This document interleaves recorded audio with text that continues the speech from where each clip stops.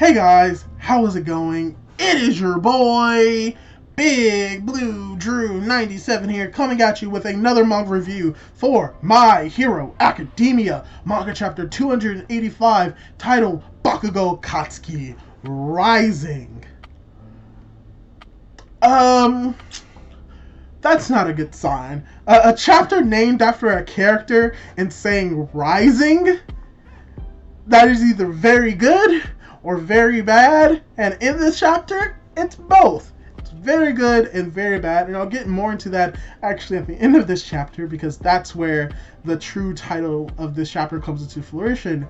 But all I can really say is that this chapter, like the previous chapter, is just giving development to Bakugo more and more, showing his growth and development, and I just love it. There's a lot of cool action in here. There's a lot of cool dialogue that may have some translation issues because I'm doing this before the official release, but I think that they're good enough to do a review on. But also just the ending of the chapter and what it could possibly mean for the future of My Hero Academia is just amazing. And you know what? I can't hold on to these feelings anymore. I have to let them out. I have to tell y'all about this chapter. Before that, I'm going to have to ask y'all to subscribe to my YouTube channel, Big Blue Drew 97, and leave a like and a comment down below talking about what did you think about this chapter and if you really liked this video. Now, let's get right into this chapter, because we start this chapter off, weirdly enough, with Deku in the hospital in a flashback, as if he's being told by the doctor about how he wrecked his arms when he was fighting Muscular, and how if he does that 2 or 3 more times, he will lose the ability to use his arms permanently. And as we see this flashback, which ties into the previous chapter about how Deku said that he would try to defeat Shigaraki at any cost, we see Shigaraki take that blow of the attack and the shockwaves that come from it, and we actually get a realization of what that attack was, because we have Shigaraki thinking about how that blow was 3 different blows. As we get to see what those 3 blows were, we see the real action that Deku does in that split second in the previous chapter when he hits Shigaraki. He hit Shigaraki not just with a Detroit smash. No. He also hits him with a Wyoming smash and a St. Louis smash. So that one attack that we saw the last chapter were those 3 attacks. And during this time, Shigaraki comes to the realization that Deku was dealing out more damage than his regeneration can recover from.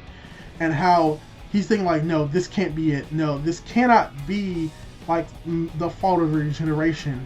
Nor is this the fault of the fact that I am not fully at 100%. No, this is all because Deku is in the way of Shigaraki's dream, as he tells this to Shigaraki, and Deku is like, yeah, all of this damage is happening to you because this is the purpose of this power. This is what this power is for, as Deku once again attacks Shigaraki with a Texas smash, as we also get to see just the recoil on Deku's body. And so we see that Shigaraki is taking this damage, but something interesting that we see is that there's just this little black box that is basically saying, hey, you need to find a quirk that can deal with this kid. You gotta find it. So, that's very ominous.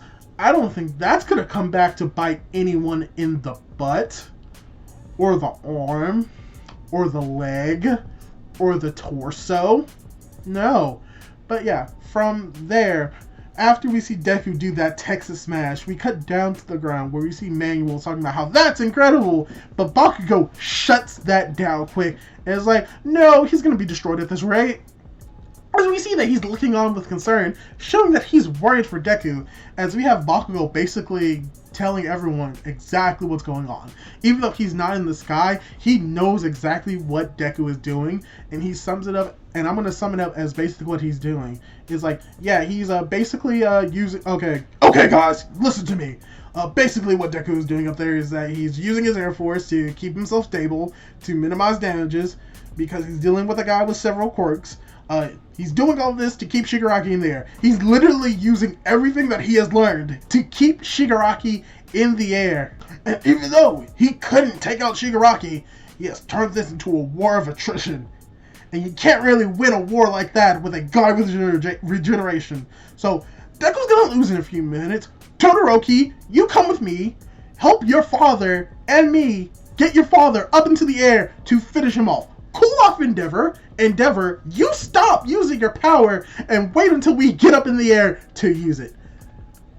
That's basically what Bakugo does. He literally commands everyone to, like, tells everyone what's going on with Deku, commands Endeavor and Shoto to help him get Endeavor into the air so that Endeavor can land the final blow on Shigaraki.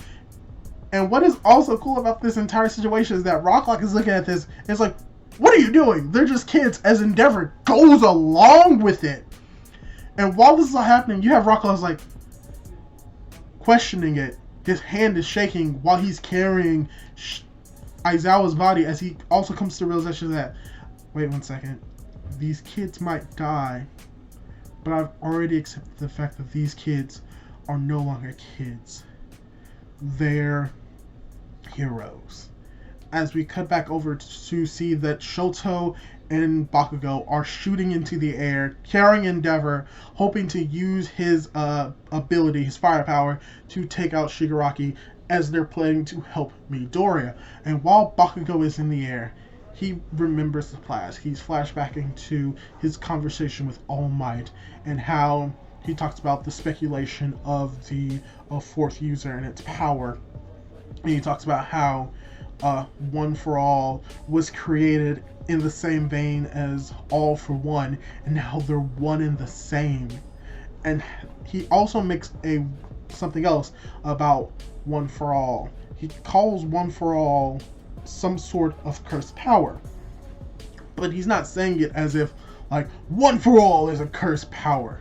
He's like, One for All might be a cursed power, but One for All is, as we cut over to All Might saving someone, Bakugo and Deku looking at All Might, being happy, cheering him on. As we cut back to All Might in his heroic form, we cut to the koi in the pond where Bakugo threw Midoriya's manual after exploding it, and we get cut over to the first instance Midoriya stood up to Kacchan as he talks about how Deku in this time said, Kacchan, I'm the Deku who always does his best. And however it's translated is calling back to their first fight between Bakugo and Deku, where Deku announced this as we see their two faces, one filled with anger trying to fight Shigaraki, and the other filled with concern over someone that they consider a friend. As we cut over to Deku fighting Shigaraki in the air, as Endeavor is finally close enough to use his firepower, puts both of his arms around Shigaraki, holding him back. Shigaraki is shocked by this as Endeavor uses Prominence Burn as a big flash of firepower engulfs Shigaraki. And we get this panel of Shigaraki being engulfed by this fire, thinking that he might lose. But then we see this tiny dark void, and then that dark void gets larger. And then the dark void says something, and it's like, come, why don't you hand your body over to me, Tomura? Okay, so if you haven't realized what's about to happen, let me tell you. Endeavor, while he's holding Shigaraki, gets shot through the back with these black tendril-like things. And these are tendril-like things that we've seen before. Endeavor says, why won't he die? As we see this black entity that we're assuming is Shigaraki, but it doesn't look like Shigaraki. These black tendril things, which can be comparable to Black Whip, aim at Deku as whatever this entity is calls out little brother. Basically confirming that the original All for One has taken over Shigaraki and is using this quirk, which could be all for one, or it could be another type of quirk that is similar to Black Whip that has the ability to activate quirks. Whatever it is, it's aimed at Deku.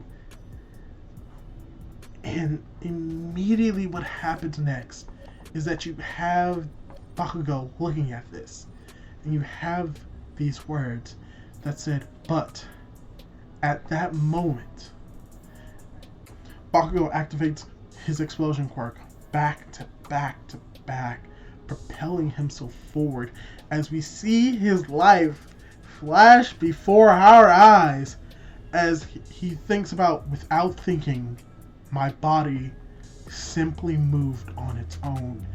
As we see that Bakugo, Katsuki Bakugo, pushed Deku out of the way and gets stabbed by these black tendrils and most likely takes big damage.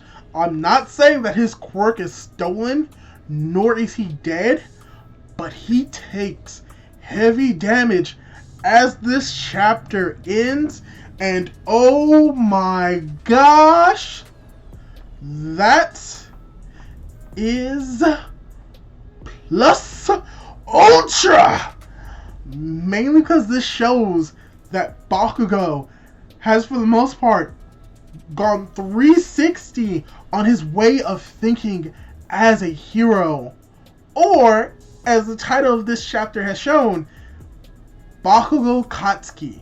Katsuki Bakugo is rising, as in he's truly becoming a hero.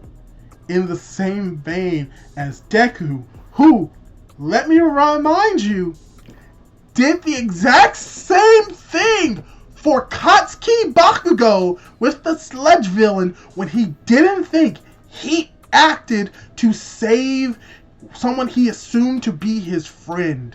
The parallel with this one panel is amazing, and I love it. But the implications of this scene also points to the fact that Katsuki either just took heavy damage, so he still has his quirk, he could still be a hero. 2, he took real serious damage and may be out of the count for a while. 3, he might have his quirk being taken away by Shigaraki, which would make Deku even more angry at Shigaraki. Or 4, he could possibly be dead, or could possibly die because of this. Meaning that if he does die, he dies as the true embodiment of a hero. Which, if you're gonna die, might as well die like a hero. But, all in all, this was a great chapter. Mainly because of this chapter just showing how Bakugo has changed. Because when you really think about it, Bakugo, at the beginning of this story, at the beginning of this series, heck, even 100 chapters ago, might not have risked his life for Deku. Might not have risked his life for anyone. Because many people question whether or not he was a hero. He really acted like a villain. But in this instance, he acted in the purest sense of a hero, risking his life to save someone else. What really heroes do. Which is something that he wouldn't have done at the beginning of this series, this story, showing his growth and development. I think this chapter may be like the pinnacle of Bakugo's character development and growth, which is why I said that it wouldn't be surprising if he died. Because there's still a possibility that he can still grow, he can still develop, but I think this is pretty much like the peak of all that development. Like, everything in the story, when it pertains to Bakugo and his growth and his character, can all be pinpointed to this moment. And at this moment, he could live, he could die, he could lose his quirk, but everything is coming to a climax with his story at this moment. Because when it really comes to My Hero Academia, even though Deku is the main protagonist, Bakugo has always been like the the secondary protagonist, secondary main character of this story. And he's always had a problem befriending Deku, befriending others. His concept of what a hero is has been shattered. He was trying to always pick up the pieces. He's trying to repent for the actions of bullying Deku. And what is the best way that we've seen in any stories for someone who's always been harsh on the protagonist, been horrible to the protagonist, to repent, is through their death of saving them. But this has come more naturally than really any other stories that I've read, and it's just amazing. And I think that's what I really love about this chapter. I mean, sure, the action between Deku and Shigaraki fighting, Deku using those multiple smashes, that was great. But what I enjoyed most about this chapter, I've said it many times, is just how the growth of Bakugo and his development has come so far in these 200 plus chapters, and how it has reached basically this peak. And this may not even be the peak. This may be the first of multiple peaks in Bakugo's story, and I can't wait to read them. Really good story. Really did enjoy this chapter. Really gave me the emotional feels that this arc has been providing pretty much each chapter, back to back to back. I think this point in this chapter, for me, makes probably this story arc the best story arc of My Hero Academia so far. Just this singular moment. And it's because of like everything that's come before it. This arc at this moment has become my favorite arc in My Hero Academia. And maybe it's become yours. I can only say, like, just I've been enjoying this arc since the beginning, and we're approaching the end. What's gonna happen after this point, I have no idea anymore. I think most likely what's gonna happen is that we're gonna get the confirmation of what exactly happened to Bakugo, as well as what exactly happened to Shigaraki. Most likely Endeavor's probably gonna hit the ground hard, or Schultz is gonna help catch him. Most likely Deku is going to try and to fight against Shigaraki, or something that I saw in the comments in the last video. Maybe Bakugo will team up with Deku to help fight Shigaraki, and they may not succeed in defeating Shigaraki, or if they do defeat Shigaraki for this moment, Gigan Tamaki will roll in and rescue Shigaraki and take him far away as the ending of this arc. I cannot say for certain. All I know is that I cannot wait for this arc to end to solidify why this arc has now become my favorite in My Hero Academia. So all in all, really good chapter. Really enjoyed the growth of Bakugo as a character. The action scenes were great. I enjoyed the dialogue and translations that we have for this chapter. Can't wait for the official ones to come out. What did you think of this chapter? Did you enjoy it? What do you think of the next chapter? Leave a like if you liked this video. Leave your thoughts in the comments down below. Subscribe to my YouTube channel, BigBlueDrew97. Do all of that cool jazz, and I'll be able to catch you in my next video. Goodbye for now. Oh, I feel the emotions in my heart.